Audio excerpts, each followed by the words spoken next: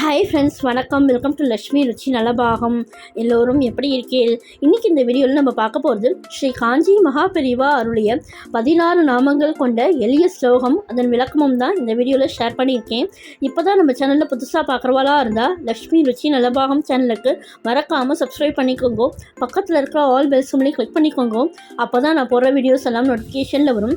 வாங்கோ வீடியோக்குள்ளே போகலாம்.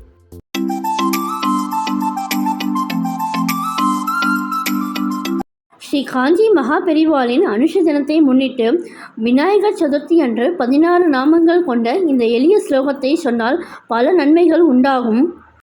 ஸ்லோகம்: சுமுகச்ச ஏகதந்தச்ச கபிலோ கஜகர்ணக லம்போதரச்ச விகடோ விக்னராஜோ விநாயக தூமகேதுர் கணாத்யக்ஷோ பாலச்சந்திரோ கஜானன வக்ரதுண்ட சூர்பகர்ணோ ஹேரம்ப ஸ்கந்த பூர்வஜ.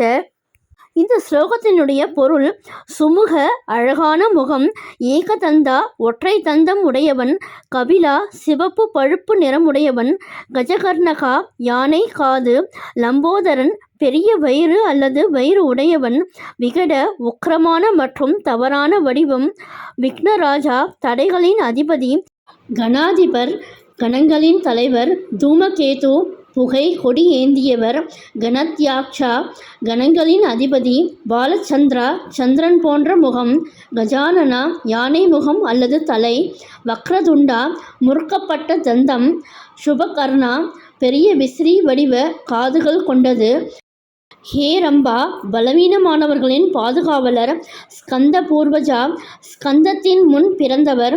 விநாயக பெருமானின் இந்த 16 பெயர்களை உச்சரிப்பதால் ஏற்படும் பலன்களை இந்த ஸ்லோகம் குறிக்கிறது. இந்த 16 பெயர்கள் சொல்லப்பட வேண்டிய அல்லது கேட்கப்பட வேண்டியவை ஒன்றாகும். இந்த வீடியோ பிடிச்சிருந்தா உங்கள் ஃப்ரெண்ட்ஸ் அண்ட் ரிலேட்டிவ்ஸோடு ஷேர் பண்ணிக்கோங்க.